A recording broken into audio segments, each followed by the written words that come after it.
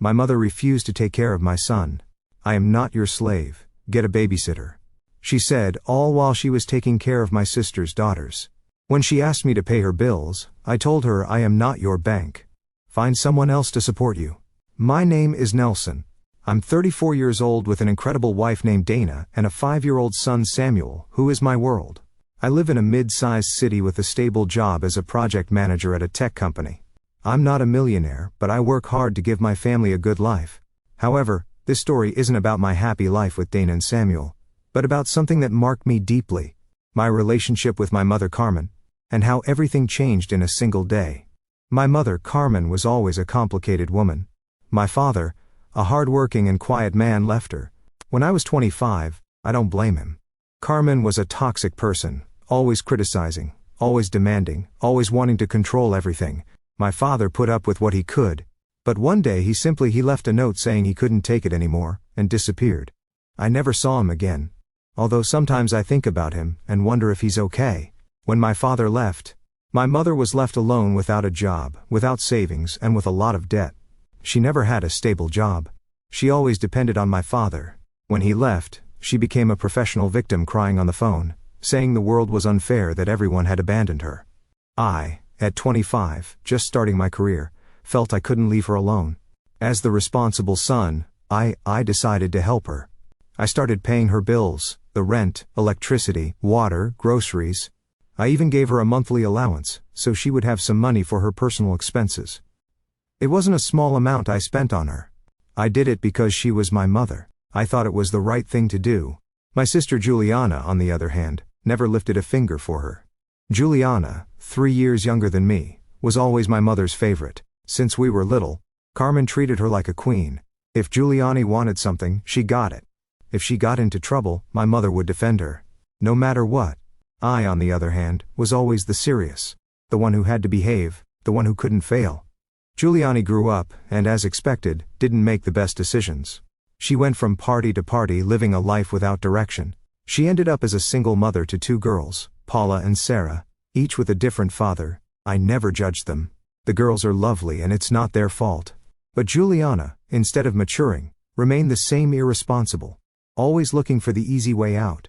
My mother, instead of setting boundaries for her, adored her even more. To Carmen, Juliana was perfect, a victim of circumstances, while I was always the one who had to understand.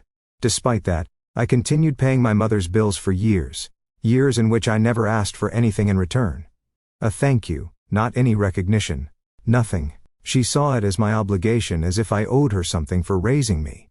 And even though her attitude hurt me, I accepted it. I thought that over time she would value what I did for her. I was wrong. It was a Tuesday morning, a day I will never forget. I had an important work trip, a meeting in another city. It was a big opportunity for me, a project that could mean a promotion. That day everything got complicated. Dana, my wife, had an emergency at her job and couldn't stay with Samuel. Babysitter we usually hire wasn't available. We had no one else to turn to. It was then that for the first time in years, I thought of asking my mother for a favor. It wasn't a big deal. I just needed her to watch Samuel for 3 hours until Dana got back from work. Samuel is a quiet boy. He doesn't cause any trouble. I thought my mother, after everything I had done for her, would have no problem helping me. So I called her. "Hello Mom, how are you?" I said, trying to sound friendly, although I always felt a knot in my stomach when I spoke to her. "Fine. What do you want?" she replied in that curt tone she always used with me. "I have a work trip today, and Dana can't stay with Samuel. Could you watch him for about 3 hours? Just until she gets back? It's important." Silence. Then a sarcastic laugh. "Watch your son, Nelson. I'm not here to watch children. I am not your slave, or your servant. Get a babysitter." I was frozen. Couldn't believe what I was hearing after 3 years of paying her bills, of sacrificing so she could have a roof over her head, food, electricity. This is what she said to me. I tried to stay calm. "Mom, I'm not asking you to be my slave. Just for 3 hours. I've helped you so much. Can't you do this one favor for me? Don't throw what you do for me in my face," she snapped. "I raised you. Or, have you forgotten? That's what mothers do. Don't come to me now asking for favors as if I were your employee." I was about to respond. Then, I heard something that made me stop. In the background, I could hear children's voices, shouts, laughter, voices. I recognized instantly. They were Paula and Sarah Juliana, his daughters. My mother was babysitting my sisters, kids. She was refusing to watch my son. I felt my blood boil. "Are those Paula and Sarah?" I asked, trying to control my voice. "And what if they are?" She replied defiantly. "Juliana asked me to watch them. She's a single mother. She needs my help." And I said, no longer able to hold back. "Mom, I've paid your bills for years, and now I ask for a 3-hour favor and you tell me no. But you'll watch Juliana as daughters." "Juliana is different," she said, as if it were the most obvious thing in the world. "She deserves my help. She's my favorite daughter. She always has been. You're the man can manage on your own." I couldn't believe it. My mother wasn't just rejecting me. She was telling me to my face that my sister was more important, that my effort was worthless. The argument went on for a while. I reminded her of everything I had done for her. She told me not to be ungrateful, that she had raised me, that it was my duty. At one point, Samuel, who was sitting on the couch, started looking at me with frightened eyes that stopped me. I hung up the phone before I could say something. I'd regret. I was furious, but also deeply hurt. I took his hand, led him to the car and left. There was no babysitter available, so I had no choice. I took Samuel with me on the work trip. It was a logistical nightmare, but I managed. However, something inside me broke that day. The following days were a whirlwind of emotions. I was furious, but also sad. For years, I had carried the responsibility of supporting my mother, despite her disdain, despite her always putting Juliana before me. But that conversation, that blatant rejection, while she was babysitting my sister's daughters. The straw that broke the camel's back. I decided I wasn't going to pay her bills anymore. If Juliana was her favorite daughter, then she could take care of it. I didn't speak to my mother for 2 weeks. Dana supported me completely. She had always seen how my mother treated me, but never interfered because she knew it was a sensitive topic. "You've done more than anyone would have, Nelson," she told me one night over dinner. "It's time for you to think about us, about Samuel, about yourself." She was right. The end of the month arrived, and as expected, my mother called. Her tone was the same as always, as if nothing had happened. "Nelson, the month is coming up. I need the money for rent, utilities, groceries, and my allowance. Send me the deposit today. I'm almost out of what you gave me last month." I took a deep breath. I had been waiting for this moment. "Mom, I'm not going to pay your bills anymore," I said in the communist voice. "I could manage." "What?" she shouted into the phone. "What do you mean? You're not going to pay?" "I'm your mother. It's your obligation." "No, Mom, it's not my obligation," I replied. "I've been supporting you for years, and when I asked you for one favor, a simple 3-hour favor, you told me you weren't my slave. Remember, you told me to get a babysitter. Meanwhile, you were taking care of Juliana's daughters." "What?" "I'm not your bank. Find someone else to support you." She was silent for a second, and then she exploded. "You're being so dramatic. After everything I've done for you, Juliana is a single mother. She needs my help. Don't overreact." "Overreacting?" I retorted. "Overreacting? Is me supporting you for 3 years while you can't watch my son for 3 hours? Mom, if Juliana is so important, ask her to pay your bills. Let your favorite daughter take care of it." "Juliana doesn't have any money," she screamed. "She's a single mother.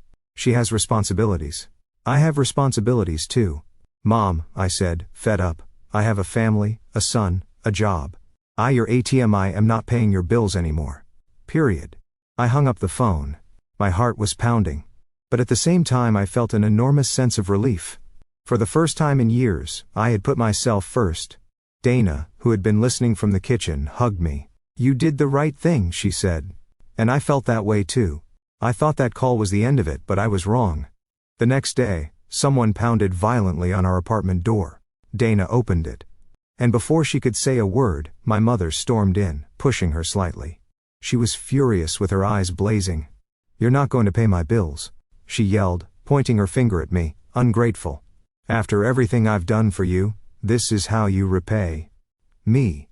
Dana tried to calm her down, but my mother ignored her. I stood up, trying to remain calm. "Mom, I'm not doing this anymore," I said. "I told you yesterday, I'm not your bank. If you want someone to support you, ask Juliana. She's your favorite Don't you make me talk about things? You don't understand? Juliana screamed. It's not her fault. You're the man. You have to help me. Then something inside me snapped. All those years of being belittled, of being second best, of carrying her responsibilities. All came to the surface. Do you know why Dad left you? Mom, I said, looking her straight in the eye. Because you were toxic. Because you always demanded, always criticized, always put everyone before him. Now you're doing the same thing to me, but not anymore. I am not your bank. I am not your slave. Find someone else to support you, because I'm done. My mother's jaw dropped as if she couldn't believe what she had just heard. She raised her hand as if to slap me, but I moved away in time. Get out, told her, pointing to the door. I don't want to see you again. She continued to scream, saying she was a self-sacrificing mother, that I didn't to understand anything, that I was a bad son, but I wasn't listening anymore. Dana escorted her to the door and she finally left, but not before screaming that I would regret it. The weeks following the confrontation with my mother were like waking up from a long, exhausting dream. For the first time in years, I didn't feel that constant weight on my chest. That feeling of being trapped in an emotional debt I never asked for. I didn't speak to Carmen, my mother, again. And although at first, a small part of me felt guilty, as if I were betraying some sacred code of being a son, that guilt faded with each passing day. In its place, something new grew, a sense of control over my life, prioritizing my family. Dana and Samuel. For the first time myself, Dana noticed the change almost immediately. One night, as we were washing dishes after Samuel had fallen asleep, she looked at me with those eyes that always seemed to read my soul and said, "You're calm, Nelson. I haven't seen you like this in a long time." I smiled, though I didn't know what to say. It was true. For years I had carried an invisible burden, the responsibility of supporting my mother, enduring her criticism, accepting that I would always be second on her list behind Juliana. But now, by cutting that tie, I felt I could breathe deeper, that my shoulders were lighter. However, it wasn't all peaceful. The decision to stop paying my mother's bills didn't go unnoticed. Every time the phone rang, a part of me expected it to be her, ready to scream, demand, or manipulate me into giving in again. She didn't call, not at first. I suppose she thought I would cave, that my rebellion was temporary, that I would eventually go back to being the obedient son I had always been. She was wrong. One day, about 3 weeks after our last argument, I got a call from Juliana. It was a Saturday morning, and I was at the park with Samuel, watching him chase a ball with a smile that lit up everything around him. The phone vibrated in my pocket, and when I saw my sister's name on the screen, I hesitated to answer. Juliana and I were never close. We weren't enemies, but her way of life, always looking for shortcuts, always depending on others, made me keep my distance. Still, I answered. "Nelson, we need to talk," she said, without any preamble. Her voice sounded tired, as if she had been crying or arguing for hours. "What's wrong?" I asked, though I already had a good idea what it was about. "It's Mom. She got evicted from her apartment. She didn't pay the rent, and now she's living with me. But I can't handle this, Nelson. It's too much. I have Paula and Sarah, and I can barely afford things for us. I don't know what to do." I was silent. I felt a pang of something. I don't know if it was pity for Juliana or anger at the situation, but I didn't let it overwhelm me. Instead, I replied with a calmness I didn't know. "I had Juliana. You are her favorite daughter," I said, emphasizing every word. "You always have been. Mom made it clear that you and your daughters are her priority. I supported her for years. I paid her rent, her food, her utilities, even her allowance, so she could buy clothes or whatever she wanted. What I got in return? Nothing. A thank you, not a gesture of appreciation, only contempt. So if Mom is so important to you, you support her. It's not my problem." "Nelson, please," she insisted, her voice breaking slightly. "It's not that easy. Mom is desperate. She has nowhere to go. I can't support her forever." "Not my problem," I said, and hung up the phone before she could reply. My heart was racing, but it wasn't just anger. It was a mix of relief and satisfaction. For the first time I felt I was defending my worth, my effort, my family. A month later, I found out that Juliana had kicked my mother out of her house. Apparently, Carmen hadn't changed at all. She was still the same, demanding, critical, impossible to please. Juliana, despite her own problems, tried to help Mom. Soon things got out of control. Carmen complained about everything. The food wasn't good enough. Juliana's apartment was a mess. The girls made too much noise. She even started demanding that Juliana give her money for personal expenses as if Giuliani had money to spare. I don't know how to describe what I felt when I heard that. It wasn't joy, definitely not. But it wasn't pity either. It was as if a part of me, part that still hoped my mother would change that. One day she would acknowledge everything I did for her, finally gave up. Carmen had chosen Giuliani time and time again, even when Giuliani could offer her nothing. She had belittled me, treated me as if my efforts were worthless. And now she was facing the consequences of her choices.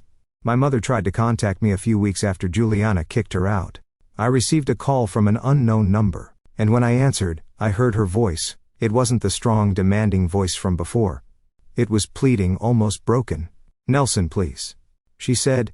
"I need your help. Giuliana kicked me out of her house. She says I'm a burden, that she can't handle me. I have nowhere to go. I'm in a shelter, but this is no life for me. My son, you can't leave me like this." I closed my eyes and took a deep breath. A very small part of me wanted to give in. Then, I remembered everything. The years of paying her bills, the contempt in her voice, when she told me she wasn't my slave.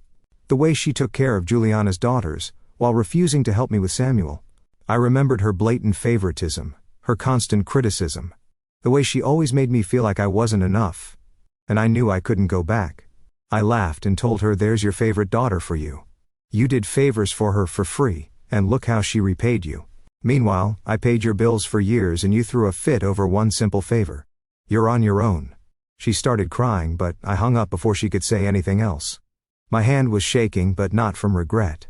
It was as if that call, I had finally closed a door that had been ajar for years. Dana, who was listening from the couch, came over and hugged me without saying a word. She didn't need to. She knew what that moment meant. Sometimes when I'm with Samuel at the park or making dinner with Dana, think about my mother, not with anger. Not anymore. More with a kind of distant sadness, as if I'm remembering someone I knew a long time ago. I wonder if she'll ever understand what she lost, not just me, Samuel, Dana, the chance to have a family that truly loved her. Then I look at my son laughing as he runs, or at my wife who has always been by my side. And I know I made the right decision. I am not anyone's bank. I am not anyone's slave. I am Nelson, a man who learned to set boundaries, to value himself, and to protect those who truly matter. For the first time, in a long time, I feel free. Subscribe for more daily stories.